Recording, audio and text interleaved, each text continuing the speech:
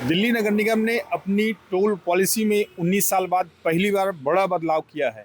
अब जो नई टोल पॉलिसी लागू होगी उसमें हर साल 5% अपने आप जो है टोल बढ़ने का प्रोविज़न है।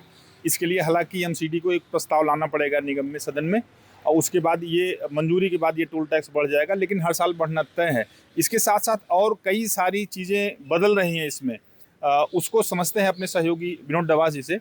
डवास जी, बड़ा बदलाव कर रही है एमसीडी अपनी टोल टोल पॉलिसी में। हाँ बिल्कुल है ना। एमसीडी ने अपने जो ना 19 साल बाद टोल पॉलिसी में संशोधन किया। इससे पहले कब आई थी? 2007 में फर्स्ट टाइम इनका जो है ये पॉलिसी आई थी। हालांकि टोल तो ये 2000 से ही शुरू कर दिया था, काफ़ी बाद पहले कर दिया था, लेकिन संशोधन या पॉलिसी बाद में बनाई थी। अब संशोधन और भी बाद में लेके आए।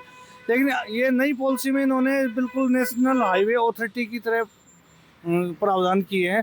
दो चार पॉइंट अगर स्पेसिफिक बता सकें कि जो हाईलाइट हो सके कि क्या क्या चीज़ें बड़ी बदल रही हैं इसमें। इसमें बड़ी चीज़ ये बदल रही है, जैसे अभी आपने देखा होगा नेशनल हाईवे अथॉरिटी ने कई टोल प्लाजा पे, जैसे दिल्ली में UR2 पे बकरवाला में बनाया है कि वहाँ गाड़ी के रुकने की ज़रूरत नहीं है, सीधा निकल जाएगी। अपने आप फास्टैग लगा हुआ है, उससे पैसे कट जाएंगे।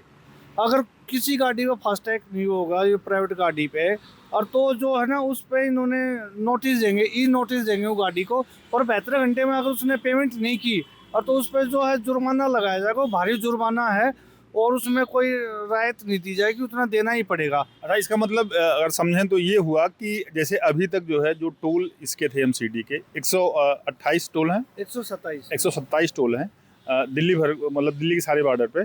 तो उससे होता है कि हर पॉइंट चौक रहता है, स्पेशली शाम को जब कमर्शियल व्हीकल इंटर करता है यहाँ पे, क्योंकि बहुत हैवी लोड हो जाता है। और मैनुअली अभी प्रोसेस कर रहे हैं टोल लेने का, टोल ले रहे हैं, तो उससे एक व्हीकल निकलने में काफ़ी टाइम लग जाता है, उससे पीछे लंबा जाम लग जाता है, हर पॉइंट पे दिखता है।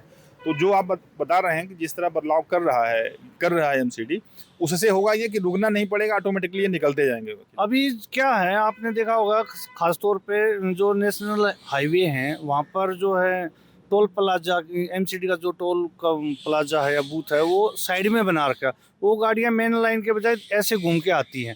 लेकिन अब जो नई पॉलिसी के तहत उनको ये जो अलग से टोल प्लाजा बनाने की आवश्यकता नहीं रहेगी।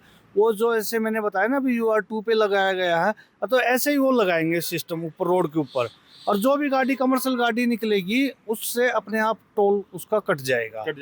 तो एक तो ये हुआ कि अब टोल पे कमर्शियल व्हीकल को रुकना नहीं पड़ेगा, और इसमें अगर कोई हेर फेर करता है तो नोटिस के बाद 72 घंटे के अंदर जो है उसका पेमेंट करना है, नहीं तो बहुत हैवी चार्ज लगेगा। क्योंकि अभी तक जो होता था वो मैनुअली जाके एमसीडी कलेक्ट करता था, जिसको नोटिस जो नहीं देता था उसको मैनुअली जाके लेता था, तो उससे भी एमसीडी को एडिशनल ताकत लगानी पड़ती थी उसमें। दूसरा बड़ा बदलाव क्या है? नहीं, इसमें मैं आपको बताऊं, एमसीडी ने जो टोल वसूली का काम एक कंपनी को दिया हुआ है। 3 साल के लिए टेंडर होता है उसका, 3 साल के लिए कंपनी को दिया जाता है। वो कंपनी टोल वसूलती है।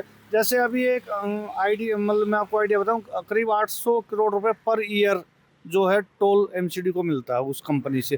कंपनी चाहे 1000 करोड़ कमा रही है, 1500 करोड़ रुपए कमा रही है, तो अलग इशू है। वो तो टेंडर पे डिपेंड हाँ, टेंडर पर डिपेंड। तो जो टोल कंपनी थी, जो टोल वसूलने वाली कंपनी है, उसके कर्मचारी तैनात होते हैं कि आगे कि कोई गाड़ी गड़बड़ बिना टोल दिए भागे नहीं, फिर वो जो झगड़ा होता है वो रोकते हैं। और तो अभी जो है ना ऐसी गाड़ी निकल भी जाती थी, और तो उससे कोई जुर्माने वगैरह का कोई ऐसा प्रावधान नहीं था। लेकिन अब जो है ये एक अलग सिस्टम आया है, और इससे जो है एमसीडी को भी एक बेनिफिट होगा। क्योंकि अभी एमसीडी के पास भी कोई डेटा ऐसा नहीं रहता था कि कितनी गाड़ियाँ दिल्ली में एंट्री कर रही हैं।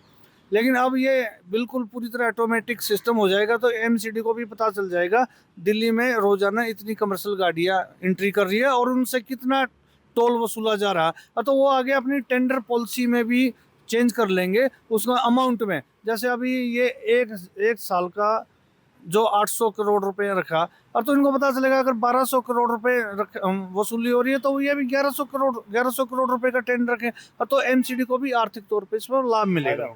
दूसरा जो है दरें भी बढ़ा रहा है।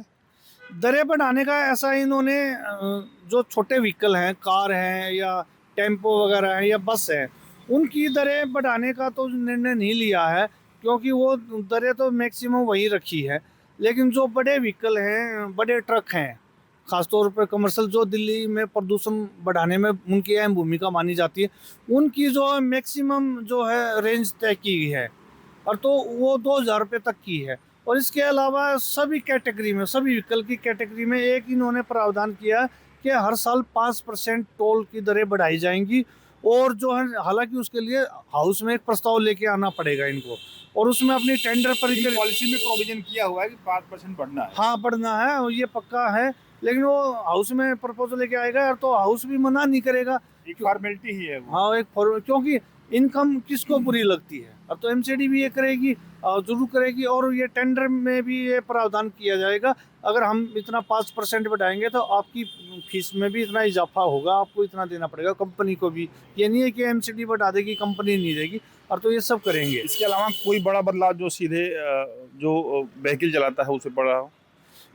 उस पे प्रभाव तो खासतौर पर ज़्यादा नहीं पड़ेगा, क्योंकि दो ही इंड पे है ना, एक तो ये कि बैरियर से निकल जाएंगे आराम से, उनको सुविधा मिलेगी, लेकिन और दूसरा जो है टोल की दरें जो है हर साल 5% बढ़ती जाएंगी। इसके अलावा एक व्हीकल वाले पे ये प्रभाव है, अगर वो टोल की चोरी करता और नोटिस के बाद भी अगर पैसा जमा नहीं करता तो उसका व्हीकल जब्त कर लिया जाएगा। एक ये नया प्रावधान है, और तो ये नहीं है कि अब जो मैं निकल गया तो भाग गया, ऐसा नहीं है, और सुविधा मिली है तो जो सख्ती भी है। ये प्रोसेस कब से शुरू हो सकता है? ये अभी जो जैसे कल हाउस में इस प्रपोजल को हरी झंडी दे दी गई है, और अगली मीटिंग में हाउस की में जो है ना इसको प्रपोजल की मिनट्स कंफर्म हो जाएगी, और फिर नए टेंडर किए जाएंगे, क्योंकि इसी प्रस्ताव के चक्कर में या संशोधन के चक्कर में टेंडर जो है डिले चल रहे थे।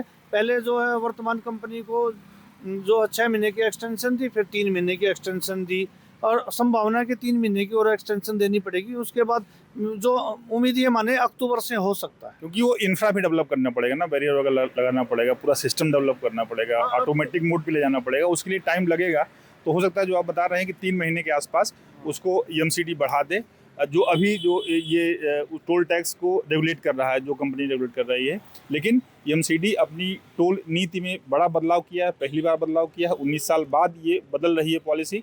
इसमें यह है कि अब जिस तरह से नेशनल हाईवे पे आप बिना रुके, ज़्यादा देर तक रुके क्रॉस कर जाते हैं, उसी तरह से कमर्शियल व्हीकल एमसीडी के टोल को भी क्रॉस कर जाएंगे। लेकिन इसमें यह भी है कि अगर हेरा फेरी कोई करता है तो उस पर नोटिस ई चालान जाएगा उसके पास, अगर वो 72 घंटे के अंदर नहीं भरता है तो उस पर जुर्माना या वाहन की जब्ती भी हो सकती है। इसके साथ ही एक तीसरा प्रोविजन किया गया है, इसमें बड़ा बदलाव है, वो ये कि 5% दरें जो हैं टोल की दरें वो बढ़ जाएंगी, लेकिन इसके लिए एमसीडी के सदन में एक प्रस्ताव आएगा जिसके लिए मंजूरी सदन को देनी पड़ेगी। अभी के लिए बस इतना ही। वीडियो जर्नलिस्ट भूपेंद्र सिंह के साथ मैं संतोष कुमार, अमर उजाला के लिए नमस्कार। आपके राज्य की खबरें, आपके शहर की खबरें सबसे पहले जानने के लिए देखते रहें अमर उजाला। चैनल को सब्सक्राइब जरूर कर लें और पाएं हर अपडेट।